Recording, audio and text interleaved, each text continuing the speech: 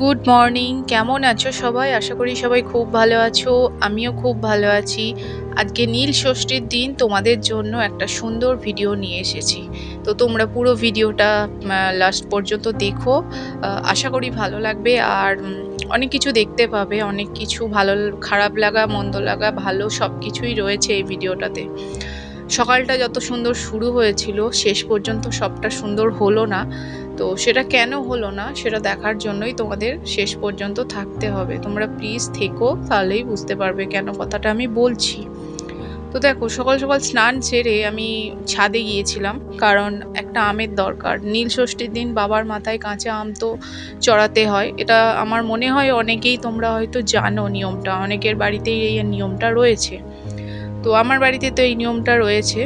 তো সেই জন্যই আমি গাছে ছাদে উঠেছিলাম গাছ থেকে একটা আম পারবো বলে।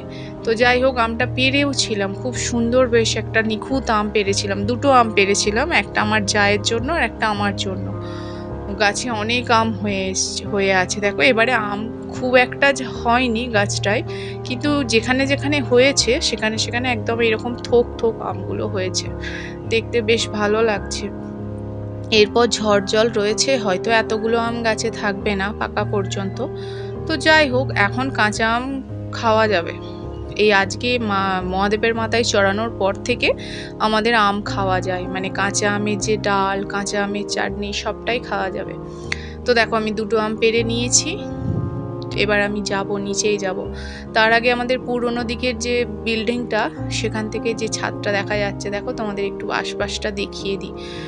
আগে তো এই ছাদটাতেই আমরা ওঠানামা করতাম, এখন আমাদের নতুন বিল্ডিং হয়ে গেছে। তো ওই দিকের ছাদটাতেই এখন যাই, কারণ এই দিকের ছাদটা আসাটা রাস্তাটা না খুব কনজাস্টেড হয়ে গেছে। তো খুব সাবধানে আসা যাওয়া করতে হয়। দেখো এই ছোট্ট যে সরু ফাঁকটা রয়েছে ওইখান দিয়েই আসা যাওয়া করতে হয়। বাচ্চা মেয়েদের পক্ষে খুবই ভয়ঙ্কর ব্যাপার। আমরা ব্যালেন্স রাখতে পারবো বলে আমরা ওখান দিয়ে যাতায়াতটা করি, এরপর থেকে হয়তো আর করতে পারবো না। তো যাই হোক, চলো এবার নিচেই যাই। কিছু কাজ বাকি রয়েছে। আজকে সকাল থেকে উপোস।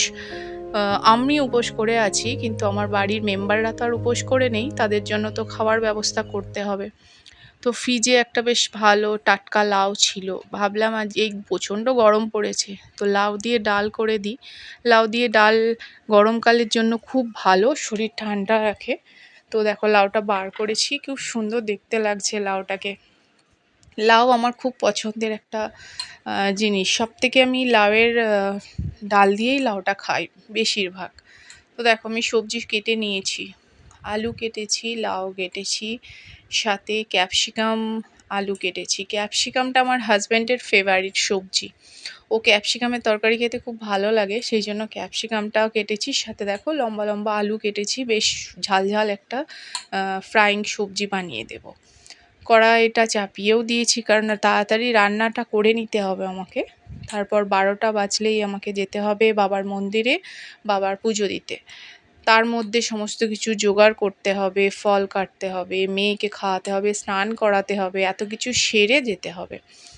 আর লাউয়ের যে খোলাগুলো সেগুলো কিন্তু আমি ফেললাম না।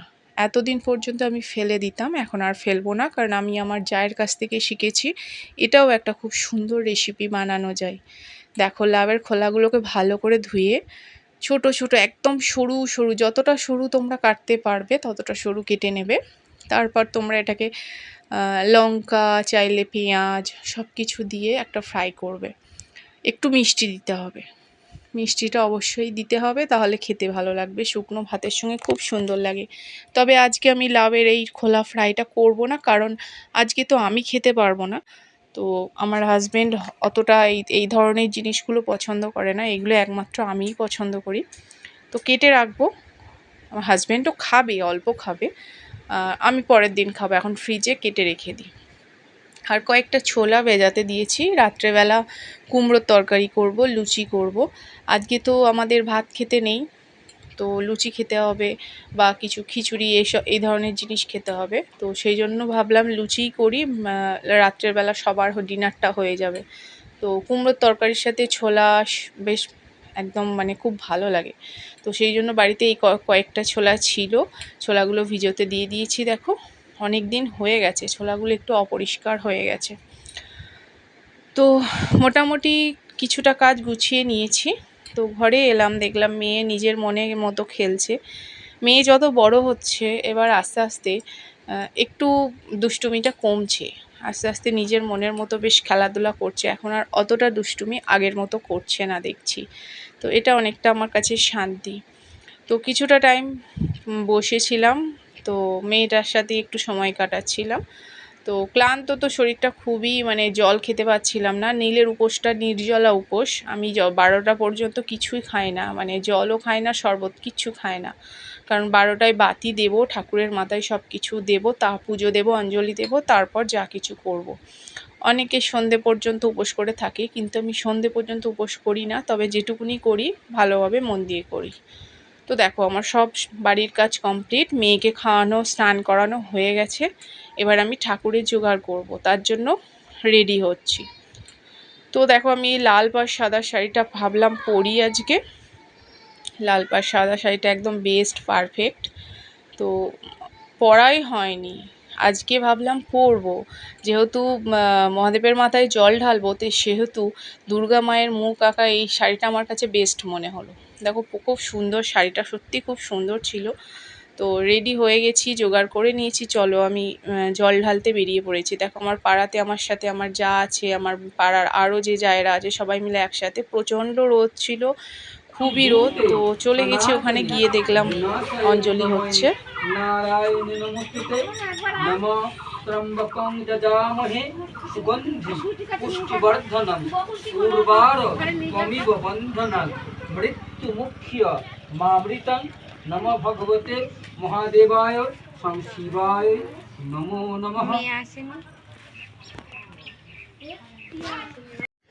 অঞ্জলি ওদের, আমরা যখন গেলাম, যাদের হচ্ছিল তাদের হয়ে যাওয়ার পর এবার আমাদেরও পুজো শুরু হবে, অঞ্জলি হবে।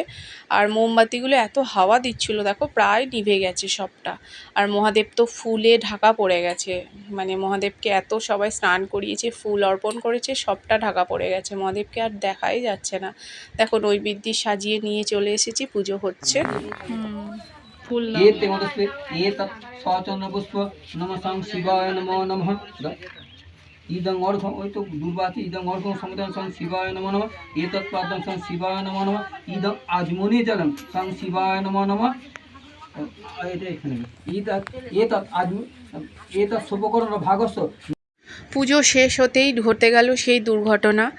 ওখান থেকে আমরা মন্দিরে পুজো দেওয়ার পর আমাদের ওই পাশেই একটা দোল মন্দির আছে, সেখানে বাতি জ্বালতে গিয়েছিলাম। তো মন্দিরটা অনেকটা উঁচু, নিচে থেকে আমরা ওপরে জ্বালছিলাম মোমবাতিটা। তো আমরা 3জন 4জন যে কজন গিয়েছিলাম পরপর পাশাপাশি ছিলাম। নিচেই যে একজন কেউ মোমবাতি জ্বেলে গেছে এবং সেখানে যে আগুন জ্বলছে আমরা না খেয়াল করিনি, আমি বিশেষ করে। তো যেহেতু প্রচণ্ড রোদ, আগুনটা দেখা যাচ্ছিল না, তো সেইখানে দাঁড়িয়ে আমি ওপরে মোমবাতি জ্বালছিলাম, এদিকে আমার কাপড়টা দেখো ধরে গেছে। মহাদেবের কৃপা আমার কিছু ক্ষতি হয়নি, কিন্তু হতে পারত। এত ব্যাপক পরিমাণে আগুনটা ধরে গেছিলো, দেখো কাপড়টা অনেকটা পুড়ে গেছে এবং গুটিয়ে গেছে, পুড়ে গিয়ে না গুটিয়ে গেছে অনেকটা অংশ। হঠাৎ করে আমি একটা গন্ধ পেলাম, যে কিছু একটা পোড়া গন্ধ কোথা থেকে আসছে। তখন আমি এদিক ওদিক তাকাচ্ছিলাম, তার আগে আমি ক্যামেরাটা অন করতেই যাচ্ছিলাম যে ওই মন্দিরটার ভিডিও করব। ঠিক মানে অন করেছিলাম, কিন্তু আমি স্টার্ট করিনি রেকর্ডিংটা, না হলে হয়তো তোমাদের সামনে সেই দৃশ্যটাও ধরা পড়তো। তো যাই হোক, দেখো এত সুন্দর শাড়িটা এক ভেবে আমি পরে গেলাম, কিন্তু এক ঘটনা ঘটে গেল, মনটা একটা খুঁত হয়ে গেল। জানি না, ভগবান যা হোক রক্ষা করেছে, এটাই শান্তি। বড় কিছু হতে পারতো, খুব বড় একটা স্ট্রমার মধ্যে আমার মানে সেই দিনটা চলে গেছে। মানে এত ভয়ঙ্কর লাগছিল, খালি ভাবছিলাম যে যদি না আমি গন্ধ পেতাম, তাহলে আগুনটা হয়তো অনেকটা ছড়িয়ে যেত। তখন যতক্ষণে আমি দেখতাম, তখন হয়তো অনেক কিছু হয়ে যেতে পারতো। তো যারা ছিল আমার সাথে তারাও খুব ভয় পেয়ে গেছে, তারা সত্যি খুব ভয় পেয়ে গেছিলো। তারা বলছিল বারবার যে আমাদের খুব ভয় লাগছে। তো যাই হোক, বিকেলবেলা মাইন্ড ফ্রেশ করতে একটু ছাদে এসেছিলাম। ছাদটা বেশ খোলা ছাদ, সন্ধে সন্ধে হব, যেহেতু গ্রামের দিক, পরিবেশটাও খুবই সুন্দর, সেই জন্য ভাবলাম একটু ছাদে যাই, নিজেকে একটুখানি রিল্যাক্স দেওয়াটা দরকার। খুবই ভয়ঙ্কর একটা ব্যাপার ঘটে গেল তো।